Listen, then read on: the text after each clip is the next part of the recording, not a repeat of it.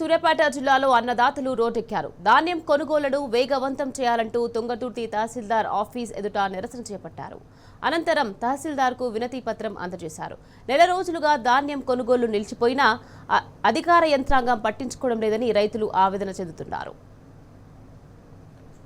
గుట్టిపర్తిలో అక్రమ వడ్ల రవాణా జరిగిందని మా యొక్క గుట్టిపర్తి సెంటర్లో ధాన్యం కొనుగోలుని నిలిపివేయడం జరిగింది. తద్వారా 6 కాలం పండించిన పంటను రైతులు పండించి ఐకేపీ సెంటర్లో తీసుకువచ్చి మ్యాచర్ వచ్చే విధంగా ఆరబెట్టుకొని వడ్లను పట్టించి రాసులు చేసుకోవడం జరిగింది. అకాల వర్షానికి ఈరోజు ధాన్యం తడిచి అలాగే ఉండడం జరిగింది.